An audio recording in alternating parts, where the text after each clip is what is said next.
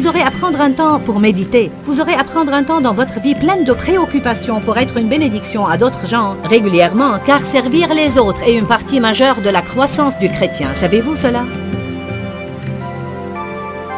Restez avec nous dans Jouissez de votre vie.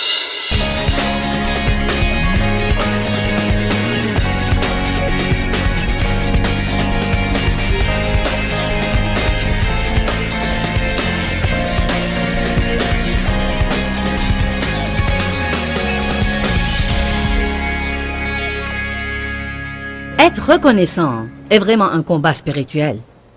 C'est un combat spirituel contre la dépression, c'est un combat spirituel contre le découragement, et c'est un combat spirituel contre le fait d'être négatif. Nous chantons des chants sur les miracles. Vous savez à qui sont accordés les miracles? À ceux qui croient. Qui d'entre vous ce soir est heureux de ne pas aller en enfer? Amen. Vous pouvez vous asseoir. Prenez vos Bibles et allez à Deutéronome chapitre 8, s'il vous plaît. Nous sommes contents d'être de retour à Atlanta. Vous nous faites toujours un accueil chaleureux. Nous venons ici toutes les années depuis, je ne sais pas, 10 ou 11 ans, à ce que je crois. Et je suis contente de voir qu'il y a toujours des personnes qui viennent à nos conférences. Alléluia. Je me souviens du temps où nous venions ici et quelques centaines assistaient à nos réunions. Qui assistait à ces réunions quand nous avions juste quelques centaines? Je sais que Denise assistait à ces réunions et son mari aussi. Ceux qui travaillent pour nous disent qu'ils étaient là. Nous étions en train de parler de... Charlie a commencé à chanter un chant sur comment Dieu nous change de gloire en gloire. Qui sent parfois comme s'il est bloqué au milieu et il ne sait ni retourner ni comment avancer. Vous vous demandez si jamais Dieu va finir de travailler en vous. Vous savez quel est le secret d'être un chrétien victorieux? Je peux vous donner un seul secret. Le secret d'être victorieux est de ne jamais abandonner.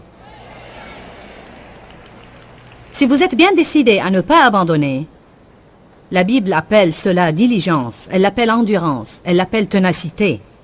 Quoi que vous veuillez l'appeler, le secret est de ne pas abandonner. Continuez à persévérer, continuez à persévérer et continuez à persévérer jusqu'à ce que vous épuisiez le diable. Parce qu'il essaye de nous épuiser. Mais nous allons l'épuiser. Je suis une personne reconnaissante parce que Dieu m'a fait faire un long chemin. Et je sais que plusieurs ressentent exactement la même chose. Très souvent, je lis Deutéronome chapitre 8 parce que... Dans Deutéronome chapitre 8, commençant par le verset 2, Dieu dit à Israël de se souvenir de tout le chemin qu'il leur a fait faire pendant les 40 ans dans le désert. Parfois, nous parlons beaucoup d'oublier totalement le passé. Nous disons toujours aux autres d'oublier ce qui est en arrière et d'aller de l'avant. Mais je pense que quelque part dans notre cheminement, il faut qu'on se souvienne du passé.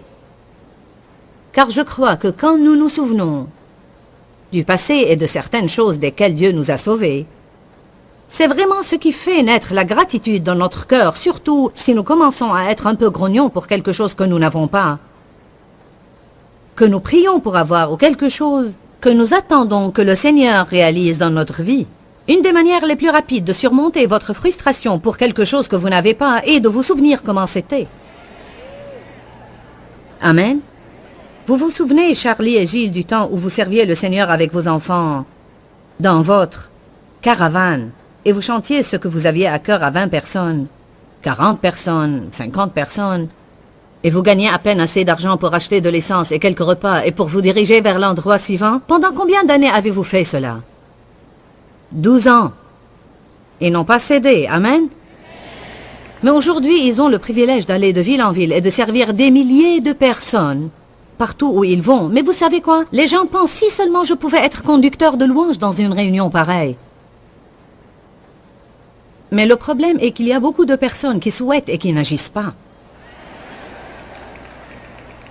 C'est tout ce qu'ils font, rien que souhaiter. Je me souviens quand Dave et moi avions une caravane aux roues lisses. Nous l'avions achetée à 1600 $ et c'était notre première camionnette. Nous avions notre petit ministère et quelques cassettes et croyez-moi, nous pouvions transporter tout dans cette caravane. Je veux dire, Tout ce que je ne faisais pas, Dave le faisait. Il déchargeait la voiture, exposait les cassettes, en vendait quelques-uns, les rangeait et chargerait la caravane de nouveau. Il était le chauffeur, il était le chargeur et le déchargeur. Je veux dire, il était tout en même temps. Amen. Je faisais les annonces, la publicité pour les cassettes. J'étais en charge de la prédication et de l'exhortation. À l'époque, nous avions un couple, un homme et une femme qui voyageaient avec nous et qui conduisait la louange. Et il était assez bon pour pouvoir jouer du piano, chanter et jouer de la batterie électronique avec son pied. En même temps. Elle avait cette voix forte de chanteuse d'opéra et leurs voix n'allaient pas du tout ensemble, mais ils étaient là. On partait à des endroits où on pouvait faire des petites réunions qui regroupaient peut-être 50 ou 75 ou 100 personnes. On passait uniquement à la radio à l'époque. Je me souviens du temps où on quittait après une réunion la nuit pour retourner à Saint Louis et on n'avait pas assez d'argent pour rester dans un hôtel. Alors on se garait dans un parking et on dormait assez pour que Dave puisse être assez éveillé pour qu'il puisse conduire sur le chemin de retour. Dave et moi aimons parfois intentionnellement nous souvenir de tous les chemins que le Seigneur nous a fait faire pendant ces plusieurs années dans le désert. La Bible dit qu'il y a un but à cela. Si certains sentent comme s'ils sont dans ce désert maintenant, il y a un but à cela. Afin de t'humilier et de te tester pour savoir quelles étaient les dispositions de ton cœur et si tu garderais ou non ses commandements. Allez, je prêche bien déjà et nous sommes au début. Car vous savez quoi? Si vous n'allez pas observer les commandements dans le désert, vous ne les observerez pas dans la terre promise. Si vous n'allez pas louer Dieu dans le désert, vous n'arriverez jamais à la terre promise. Vous passerez toute votre vie à errer dans le désert, à murmurer et à vous plaindre de quelque chose qui ne s'est pas passé, et à être jaloux de quelqu'un qui a payé le prix pour qu'elle se passe dans leur vie. Verset 3. Il t'a humilié et il t'a fait souffrir de la faim. Et il t'a nourri de la manne que tu ne connaissais pas et que n'avaient pas connu tes pères. Chacune de ces phrases est tout un message, vous savez. Si je ne faisais pas attention, je prêcherais ça et non ce que je suis venu dire. Afin de t'apprendre personnellement que l'homme ne vit pas de pain seulement, mais de tout ce qui sort de la bouche de Dieu. Alors, en un mot, il dit ici, je ne t'ai pas donné tout ce que tu voulais avoir, et même quand j'ai subvenu à tes besoins, tu ne savais pas d'où ça allait venir. Je t'ai nourri miraculeusement. Il y avait des temps où tu n'avais pas tout ce que tu voulais, mais je me suis occupé de toi. Il dit après, tes souliers ne se sont pas usés et tes vêtements n'ont pas vieilli. Ils n'ont pas eu de nouvelles choses, mais Dieu a subvenu à leurs besoins. Que faisait-il? Il leur apprenait que l'homme ne vit pas de pain seulement, l'homme ne vit pas de toutes ces choses. Ce n'est pas l'essence de notre vie, ce n'est pas ce que nous possédons ou ce que nous conduisons. Qui nous connaissons? Quelle est notre profession? Si nous sommes allés à l'université ou non? Que nous ayons les amis convenables ou non? Que nous soyons mariés ou non? Quel genre de vêtements nous portons? Les choses de la vie, quoi. Combien d'entre vous connaissent les choses de la vie? Ne sont-elles pas ce qui nous vexe? Ce sont toutes les choses que nous voulons et que nous n'avons pas, et pourtant la Bible dit clairement, cherchez premièrement le royaume de Dieu et sa justice, et toutes ces choses vous seront données. Nous ne pouvons pas chercher Dieu pour qu'il nous donne quelque chose. Nous devons apprendre à chercher Dieu pour qui il est. C'est pourquoi j'aime prendre un temps d'adoration, comme on a fait ce soir, où toute notre attention est fixée sur le Seigneur. Nous le remercions et le louons pour ce qu'il a fait et ce qu'il va faire. Notre adoration est censée fixer notre attention sur Dieu, parce qu'il ne faut plus nous concentrer sur ce que nous voulons, mais rechercher Dieu et non pas ce qu'il peut faire pour nous. Alléluia. Dieu a dit, je devais vous apprendre que l'homme ne vit pas de pain seulement, mais de tout ce qui sort de la bouche de Dieu. Je me rappelle exactement où j'étais dans ma vie quand Dieu m'a révélé cette écriture, et je ne savais pas qu'elle était inscrite dans la Bible. J'étais sur un carrefour, au centre de Fenton, juste avant de tourner à gauche.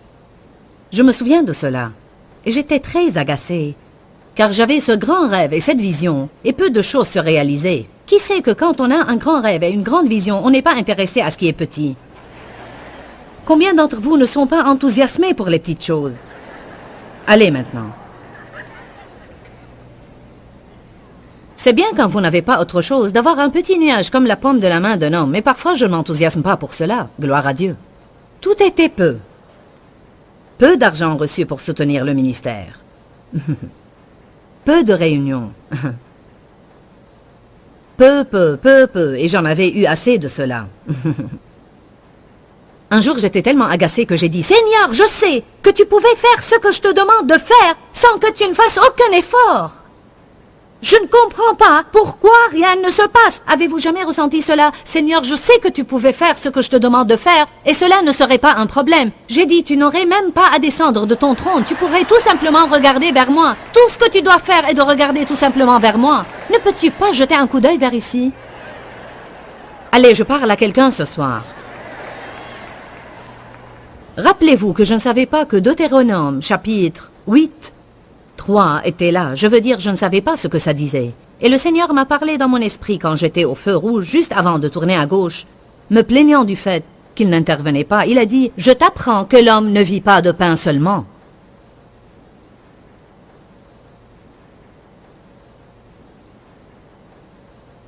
Dieu apprend à certains cela. Parfois, ça prend beaucoup de temps à apprendre à être reconnaissant même sans avoir les choses. Être reconnaissant ne s'agit pas de chanter les chansons exposées sur l'écran, mais c'est une attitude que nous devons développer dans la vie. C'est la première chose qui doit sortir de notre bouche les matins et la dernière chose qui doit sortir de notre bouche les soirs. Seigneur, merci pour toutes choses. Parce que la Bible dit, rendez grâce en toutes choses, quelles que soient les circonstances, soyez reconnaissants et rendez grâce. Car c'est la volonté de Dieu, en Jésus-Christ, à votre égard. Verset 4, ton vêtement ne s'est pas usé, ton pied ne s'est pas enflé. Verset 5, reconnais en ton esprit et cœur que comme un homme châtie et instruit son enfant, de même le Seigneur ton Dieu te châtie et t'instruit. Alors tu observeras les commandements du Seigneur, ton Dieu, pour marcher dans ses voies. Verset 7, maintenant il nous dit, pourquoi il a fait toutes ces autres choses. Il avait un but précis, car le Seigneur, ton Dieu, te fera entrer dans un bon pays. Pays de cours d'eau, de sources et de lacs qui jaillissent dans les vallées et dans les montagnes. Pays de froment et d'orge et de vignes et de figuiers et de grenadiers, un pays d'oliviers et de miel. Un pays où tu mangeras de la nourriture sans pénurie, où tu ne manqueras de rien. Dont les pierres sont de fer et d'où tu extrairas dans la montagne les reins. Regardez le verset 10. Lorsque tu mangeras, alors tu béniras le Seigneur ton Dieu pour tout le bon pays qu'il t'a donné. Dieu m'a dit une chose impressionnante récemment. Il a dit, il y a 2 tests que les gens doivent passer avec succès concernant l'argent. Leur attitude quand ils n'ont aucun sou et leur attitude quand ils en ont beaucoup. Car si on n'apprend pas à avoir une bonne attitude quand on n'a aucun sou, on n'aura pas une bonne attitude quand on en a beaucoup. Parce que si nous n'apprenons pas à être reconnaissants, à vraiment compter sur Dieu et à savoir qu'il est le numéro 1, quand nous avons de l'argent et des choses, alors nous n'allons pas les utiliser dans le but pour lequel Dieu nous les a donnés. 2 personnes comprennent cela, 4, 8 ou 9. Vous savez que parfois nous cherchons Dieu quand nous sommes désespérés, mais une fois nous avons ce que nous voulons, nous l'oublions. Je sais que la plupart d'entre vous ont vu le dessin de Jésus avec l'agneau autour de son cou. Avez-vous vu ce dessin, Jésus? Avez-vous jamais pensé à quoi cela ça rime? Je vous dis que cet agneau était celui qui errait toujours. Alors le berger lui cassait les pattes et le portait. Puis le temps qu'il guérisse, il est tellement habitué à être si proche du berger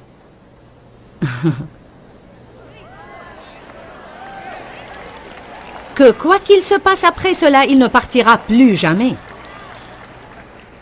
Alléluia. Parfois, nous ne comprenons pas pourquoi ceci se passe et cela se passe et autre chose se passe. Mais si Dieu ne peut pas nous porter à compter sur lui de toute autre façon, il nous fera compter sur lui à un tel point où nous devenons adonnés à Jésus. Et puis quand les bons moments viennent, même si nous jouissons des bons moments, nous restons toujours adonnés à Jésus. Alléluia. Il a dit, j'ai fait cela pour que je puisse faire de bonnes choses. Mais attention, quand vous êtes rassasié et vous mangez bien et vous obtenez tout ce que vous voulez, de ne pas m'oublier. Si vous continuez à lire le reste de ce chapitre, il est écrit, et si tu m'oublies, tu retourneras là où tu étais. Alléluia.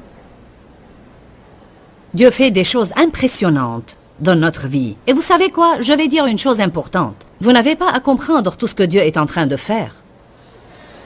Cela n'est-il pas une révélation? Dites tous à haute voix, je n'ai pas à tout comprendre.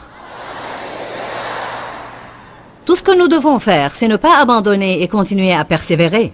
Nous n'avons pas à essayer de comprendre, car je vous dis que Dieu fait un travail dans notre vie. Il travaillera en vous et vous changera. Il travaillera dans les gens autour de vous et les changera si vous priez pour eux au lieu de vous plaindre d'eux. Il travaillera dans vos finances si vous payez la dîme et faites ce que Dieu vous a demandé de faire. Si vous ne faites pas ce que Dieu vous dit de faire financièrement, alors ne vous attendez pas à ce qu'il travaille dans vos finances. La Bible dit, « Si tu observes tous ces commandements, alors je vais. » Nous ne pouvons pas contourner le plan de Dieu et penser que nous pouvons avoir des dispenses exceptionnelles simplement parce que nous avons quelques excuses banales pour ne pas obéir. Pas tout le monde sourit. C'est étonnant, quand vous parlez de l'argent, on ne voit pas beaucoup de sourires. Oh, cette affaire d'argent, je vous dis, cela nous agace, n'est-ce pas? Si nous n'obéissons pas à Dieu au sujet de l'argent, nous ne lui obéirons pas au sujet d'autre chose non plus. Dieu n'a pas besoin de notre argent, c'est une épreuve. C'est tout, juste une épreuve, pour voir ce qui est important pour nous. Gloire à Dieu.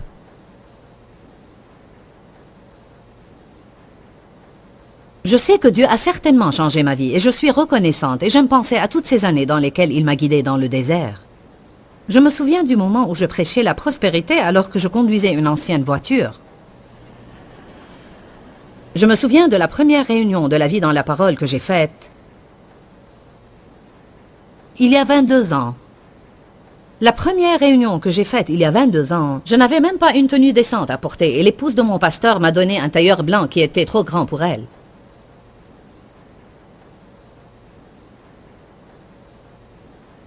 Je me souviens commencer avec mes 3 enfants et aujourd'hui j'ai 4 enfants. Ils sont tous adultes et ils travaillent dans le ministère.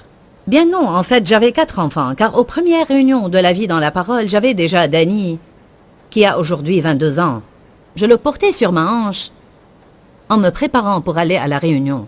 Ne me dites pas que vous ne pouvez rien faire si vous avez des enfants. Allez, j'avais un mari et 4 enfants. Et je me souviens de ces moments. Aujourd'hui, Dieu nous a tellement bénis. Nous avons 4 enfants adultes et ils travaillent dans le ministère. Je me souviens quand je me promenais avec ma liste de confession. Je venais d'apprendre au sujet de la puissance de la confession. Je confessais, tous mes enfants vont se marier avec des personnes nées de nouveau et remplies du Saint-Esprit, et ils vont tous servir Dieu dans un ministère à plein temps. Aujourd'hui, tous mes enfants sont mariés à des personnes nées de nouveau. Tous nos enfants travaillent pour nous, tous leurs époux travaillent pour nous. Vous devez appeler les choses qui n'existent pas comme si elles existaient. Nous avons 6 merveilleux petits-enfants, âgés de 1 an à 13 ans. Puis, combien d'entre vous connaissent ma fille Sandy qui fait des annonces? Bien, Sandy attend le 7e bébé. Et elle attend aussi le 8e bébé. Elle va avoir des jumeaux.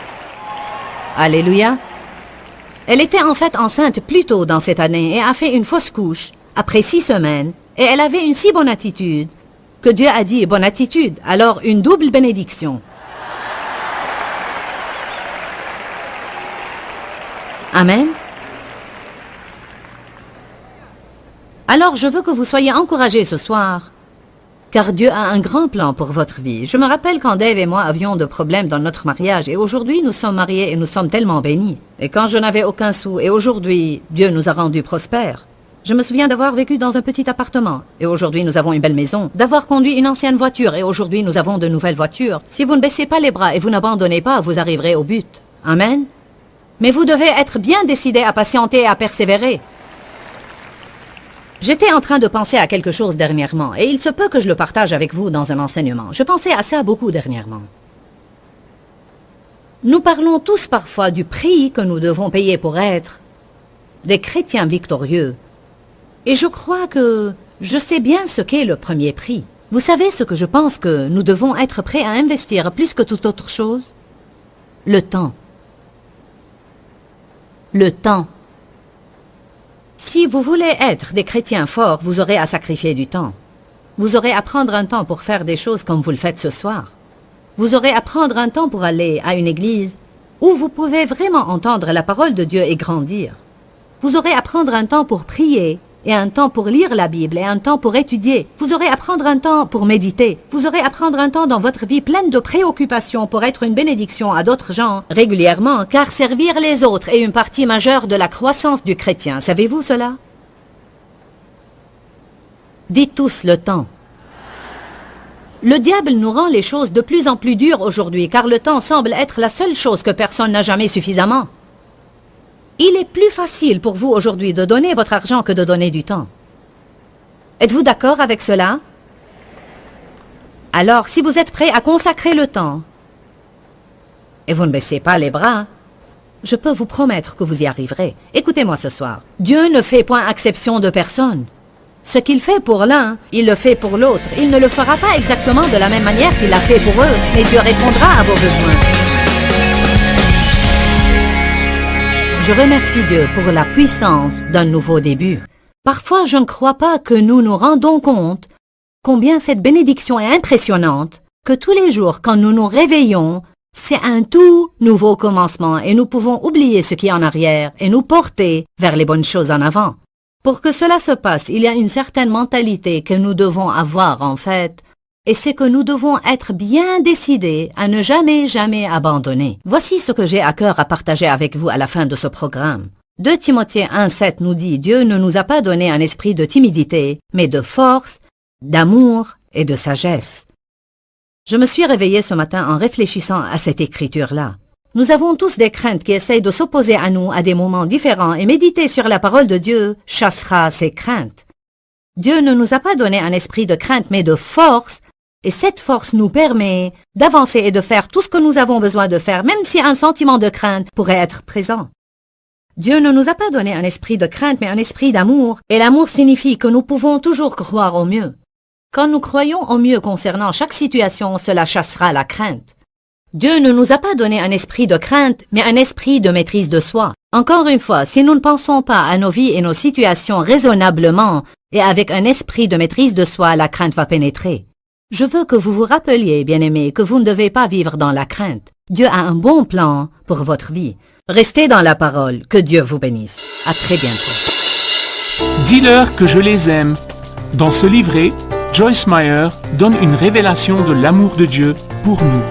Pour obtenir ce livret gratuitement, écrivez-nous à Joyce Meyer, boîte postale 40095-6300, Larnaca, Chypre. Ou bien visitez notre site web www.joycemeyer.org/fr.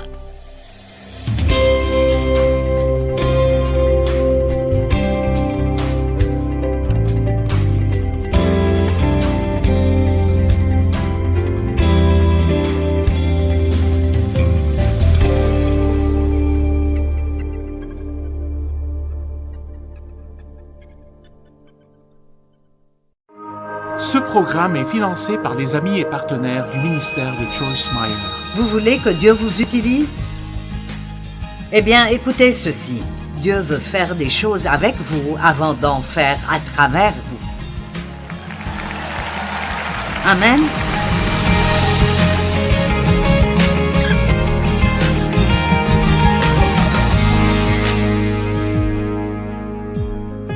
Tout est beau en son temps. Mais hors saison, ça peut juste être un désastre absolu.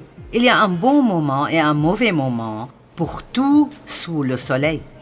Et quand nous sommes assez matures pour pouvoir discerner les saisons, c'est une très bonne chose dans nos vies. Combien d'entre vous trouvent ça difficile de lâcher des choses?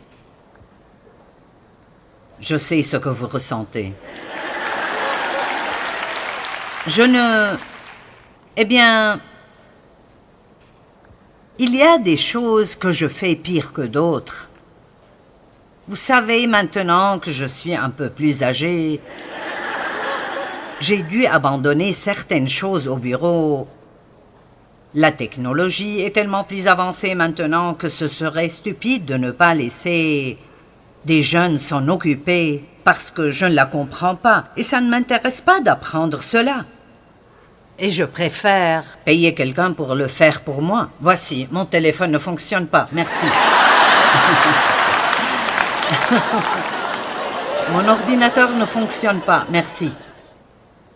Peux-tu faire cela pour moi? Merci. Donc, mais j'ai dû, même dans les 2 dernières années, faire de grands changements comme, vous remarquez peut-être, qu'il y a quelqu'un qui m'aide un peu ici. Pasteur Mike, parfois Ginger. Et c'est le moment pour moi d'arrêter de tout faire.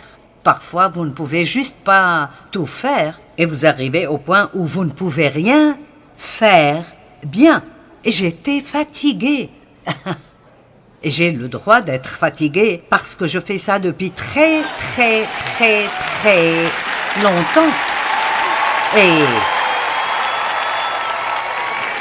j'ai continué pendant si longtemps d'essayer de tout faire moi-même. Parce que tout le monde dit, c'est mieux si vous le faites vous-même. Vous savez. Donc j'ai essayé, ça a affecté ma santé et je n'avais plus le choix. Parfois, vous ne changez pas avant d'arriver à un point de crise dans votre vie. Et cette crise vous force de changer. Mais soyons assez intelligents pour reconnaître les signes et faire les changements tant que nous pouvons toujours les faire volontairement et de ne pas les faire parce que nous sommes obligés et nous n'avons pas le choix. Amen. Donc, laissez-moi juste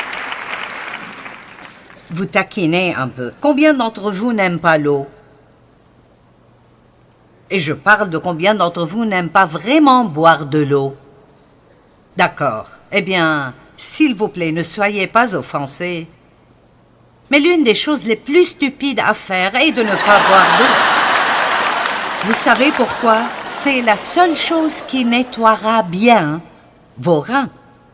Si vous émettez un sachet de thé, ce n'est pas la même chose que l'eau plate. Et beaucoup de gens se sentent mal et n'ont pas d'énergie juste parce qu'ils ne boivent pas d'eau. Et donc, je vous le dis, donc maintenant vous savez. Et vous êtes responsable de ce que vous savez maintenant. Donc, si vous avez des calculs rénaux et le médecin dit « vous ne buvez pas assez d'eau », vous pouvez dire « Joyce m'a dit cela ». Combien d'entre vous ne dorment pas assez? Vous savez quelle est la réponse à cela? Allez au lit. Je veux dire, beaucoup de nos problèmes ne seraient pas si difficiles à résoudre. Je sais que je devrais aller au lit, mais... Je sais que je devrais boire plus d'eau, mais... Je sais que je devrais épargner de l'argent pour ma retraite, mais... Je devrais me mêler de mes affaires, mais... Je n'aurais pas dû dire cela, mais... Allez, nous devons enlever les mais de nos vies et juste faire ce que nous savons que nous devrions faire. Prenons donc cette décision aujourd'hui que nous allons améliorer dans comment lâcher les choses pour que Dieu puisse nous amener à la nouvelle chose qu'il a pour nous. N'essayons pas de nous accrocher à quelque chose quand Dieu en a fini avec, parce que quand Dieu en a fini avec, vous n'en jouirez plus jamais. Amen. Même concernant le fait de donner des choses, quand Dieu me demande de donner quelque chose, si je le garde après cela, il n'y a plus d'onction dessus pour que j'en jouisse. Je pourrais la garder, mais je n'en jouirai pas parce que maintenant Dieu a dit « donne-la ». S'empresser d'arriver à la saison suivante cause des problèmes aussi. Peut-être que vous êtes fatigué d'attendre, alors vous faites quelque chose à ce sujet. Ou peut-être que vous êtes à un travail que vous n'aimez pas et vous êtes fatigué d'attendre Dieu, donc vous décidez de démissionner. Souvent, nous sommes fatigués d'attendre et nous prenons des décisions insensées. Vous devez rester là jusqu'à ce que Dieu vous dise de partir. Et quand il vous dit de partir, alors vous devez vous en aller. J'avais un travail dans un ministère et on ne me traitait pas bien. Et je voulais tellement sortir de là et suivre ma propre voie. Mais je savais que Dieu ne voulait pas encore que je parte parce qu'il ne m'avait toujours pas dit de partir. Eh bien, quand Dieu m'a dit de partir, j'étais arrivée au point où je ne voulais plus partir. Donc, vous ne pouvez pas toujours faire ce que vous voulez faire. Maintenant, voici un exemple de s'empresser d'une saison à l'autre. Une année, nous avions un hiver très chaud. Eh bien, durant l'hiver, nous pensions que c'était génial. Il ne faisait même pas froid. C'est comme ne même pas avoir l'hiver. Et puis nous avons découvert au printemps qu'il n'avait pas fait assez froid pour tuer les insectes. Donc nous avions des insectes et plus d'insectes ce printemps. Et il y a eu une infestation de coccinelles. Vous savez, comme le pharaon a eu des grenouilles chez lui, des grenouilles dans ses fours, des grenouilles dans son lit, eh bien, nous avons eu des coccinelles partout et je n'exagère pas quand je dis que nous avions des centaines de coccinelles à la maison. Et vous savez, ceux qui ont des allergies n'ont pas aimé ça parce qu'il n'a pas fait assez froid pour tuer les choses qui les gênaient pendant le printemps. Donc, ça semble être amusant de pouvoir sauter une saison et arriver à celle d'après. Mais beaucoup de gens, par exemple, veulent sauter la saison où Dieu nous forge, nous réprimande et change des choses en nous et ils veulent aller directement d'être nés de nouveau à, vous savez, de grandes choses dans leur vie. Mais vous pouvez avoir assez de charisme pour arriver quelque part, mais pas assez de caractère pour vous y garder. Allez, voulez-vous que je le répète?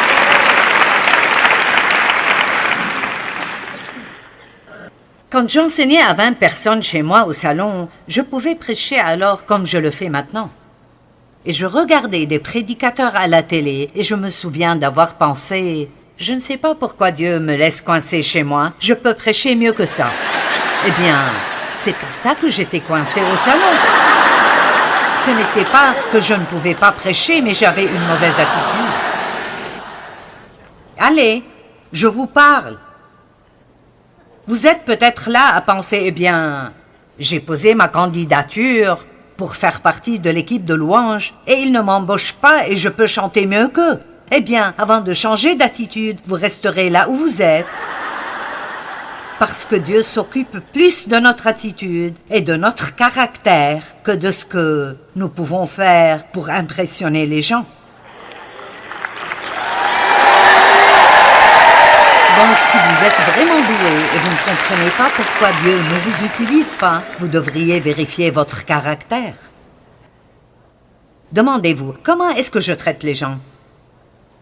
Comment suis-je quand il s'agit de critiquer et de juger d'autres personnes?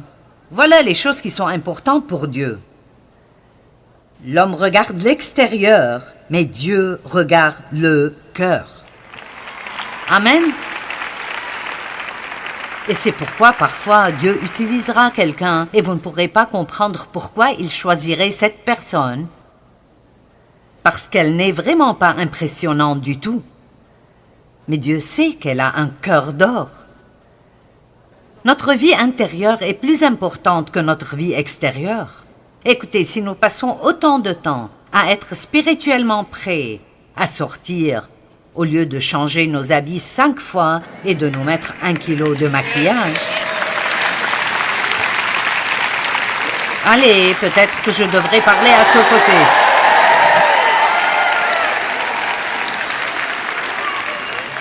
Il me faut près de 45 minutes le matin pour aller de ce à quoi je ressemble quand je me réveille à maintenant. Eh bien, j'ai appris il y a longtemps. Je passe d'habitude 2 heures avec Dieu avant de commencer à me préparer. Mais il y a eu des années dans ma vie où je ne faisais pas ça. Et je mettais peut-être du maquillage pour être présentable extérieurement, mais c'était moche aux yeux de Dieu.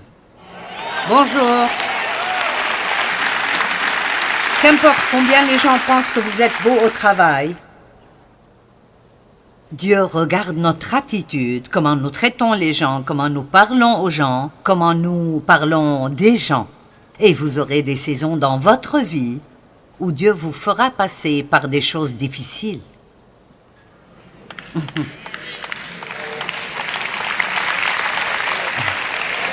Des saisons de réprimande, des saisons où rien n'arrive comme vous le voulez, juste pour voir comment vous agissez.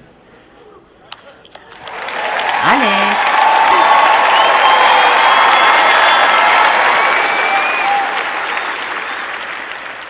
Allez, j'ai presque fini. Je serai peut-être fougueuse. On ne sait jamais. Labourer la terre en friche. Il y a des saisons de labourage. Imaginez si vous étiez un champ plein de boue qui n'a jamais été labouré et tout d'un coup un fermier vient avec une charrue et commence à le labourer. Je pense que ce ne serait pas agréable. Et la terre en friche dans votre vie, la terre dure et pleine de pierres dans votre vie, doit aussi être labourée. Vous voulez que Dieu vous utilise? Eh bien, écoutez ceci. Dieu veut faire des choses avec vous avant d'en faire à travers vous. Amen. Oh mon Dieu, si seulement je pouvais vous expliquer ce que j'ai dû traverser pour pouvoir être là aujourd'hui. Oh mon Dieu. J'avais une si mauvaise attitude à cause de la façon dont j'ai été traitée. Je m'apitoyais sur moi-même. J'étais rebelle spécialement envers n'importe quelle sorte d'autorité masculine.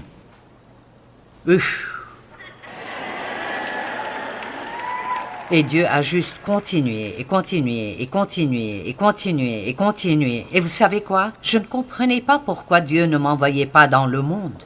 Et je regarde en arrière et je suis si heureuse. Si heureuse que Dieu m'ait fait attendre. Je suis si heureuse qu'il ne m'ait pas laissé être dans une position où je me serais couvert de ridicule et où j'aurais fait honte à son nom. Ne soyez pas si pressés d'arriver là où vous allez. Prenez le temps de laisser Dieu faire ce qu'il veut faire en vous.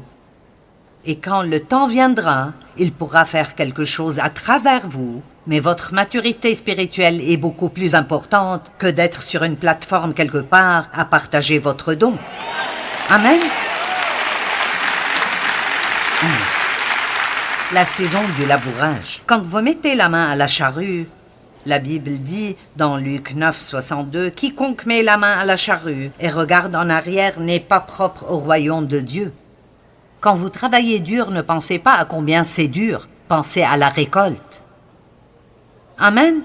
Quand vous traversez des choses difficiles, ne dites pas « Oh, c'est trop difficile, je ne peux pas supporter cela. Je vais abandonner Dieu, je vais laisser tomber, ça n'arrête vraiment pas. Si je n'ai pas eu me percer aujourd'hui, Dieu, je ne peux pas continuer. Dieu, si Joyce ne me donne pas une parole, je ne pense pas pouvoir rester sauvée. » J'ai une parole pour tout le monde dans le bâtiment aujourd'hui. Grandissez.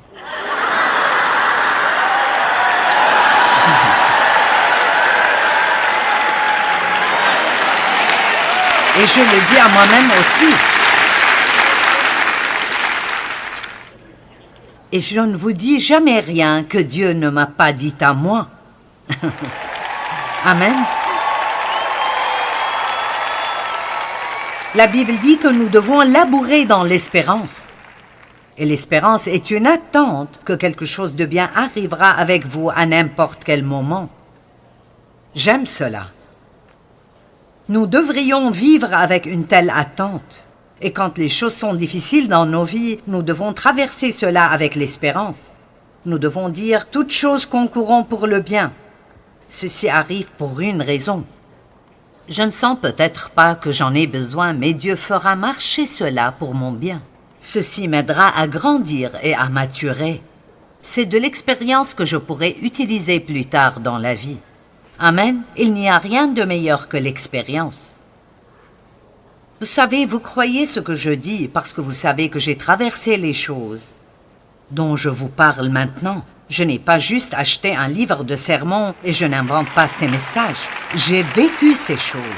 Et quand je vous dis que Dieu fera que toute chose concourt pour votre bien si vous lui faites confiance, je sais par expérience que Dieu fera que toute chose concourt pour votre bien. Quand je vous dis que si vous n'abandonnez pas et vous ne laissez pas tomber, le temps de la récolte arrivera, je peux vous promettre que votre temps de récolte arrivera. Vous pouvez labourer dans l'espérance. 1 Corinthiens 9, 10. Oui, c'est à cause de nous qu'il a été écrit que celui qui laboure doit labourer avec espérance, et celui qui foule le grain, fouler avec l'espérance d'y avoir part.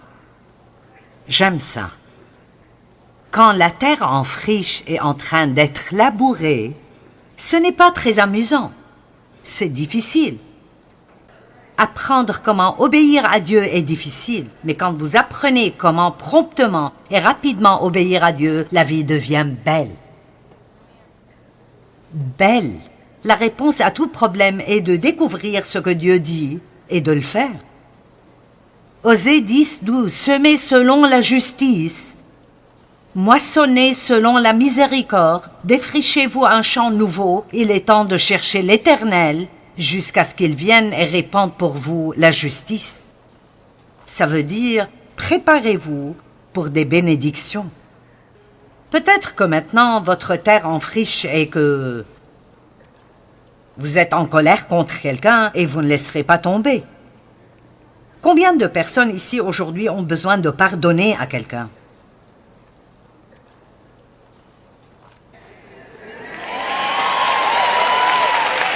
D'accord. Laissez-moi vous dire quelque chose. Le plus grand problème que nous avons en tant que croyants est le manque de pardon, de rester offensé, d'être en colère contre les gens. Je veux dire, c'est le problème numéro 1 dans l'Église. Si nous apprenions tous comment pardonner rapidement comme Christ nous pardonne, allez.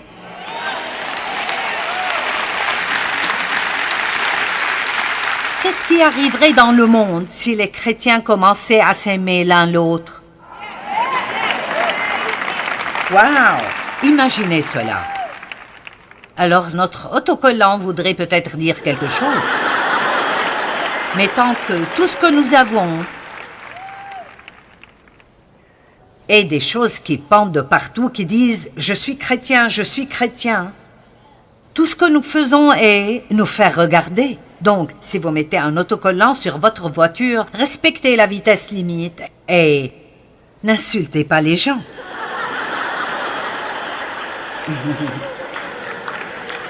Allez, vous n'aimerez peut-être pas tout ce que je dis, mais vous ne serez pas confus.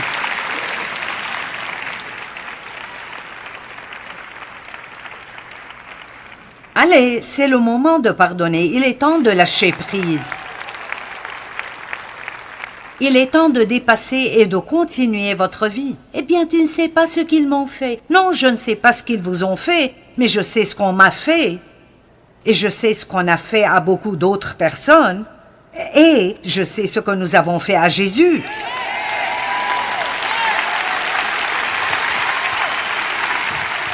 Il n'y a pas de raison pour quiconque. Vous ne trouverez pas d'excuses assez bonnes pour vous accrocher à la colère.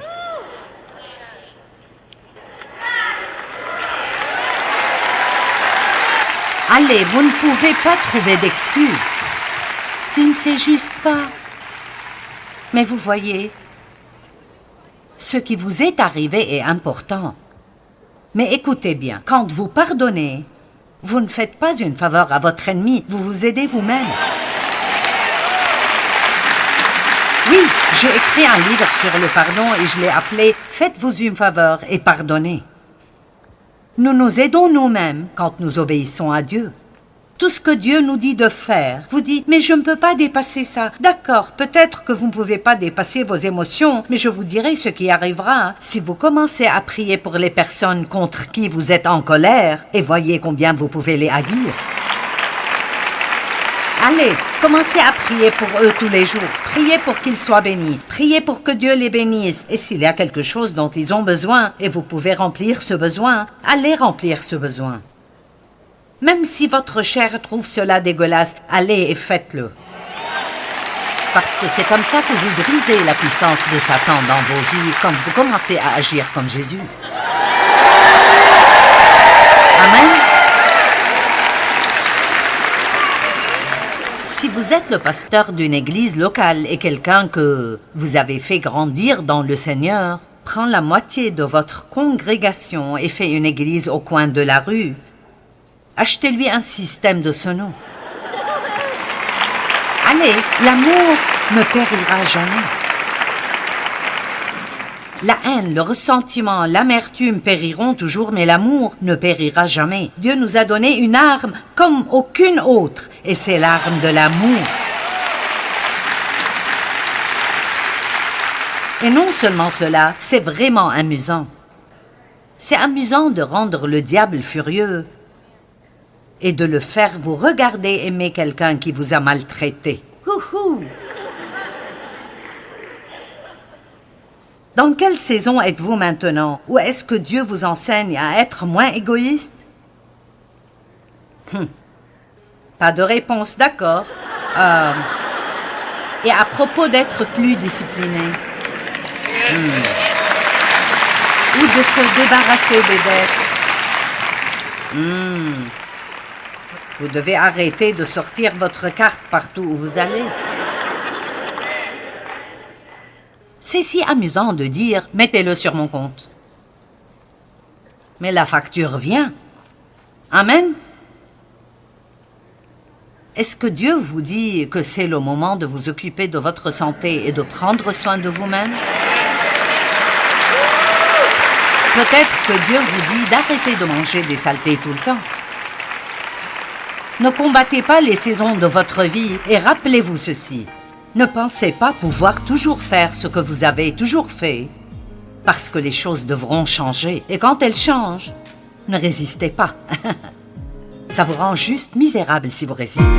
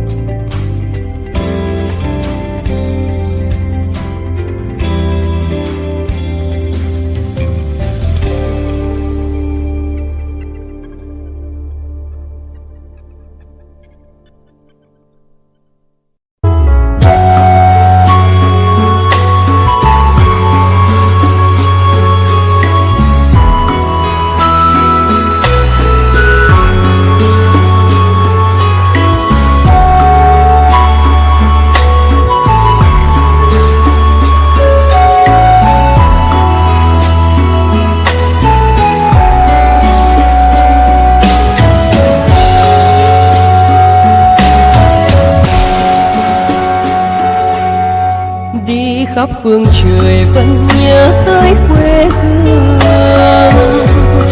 Người về đây thăm làng trù quê mẹ và làng sen quê cha, xúc động bồi hồi người rơi giọt lệ, thương mái nhà tranh thương đất mẹ nghèo.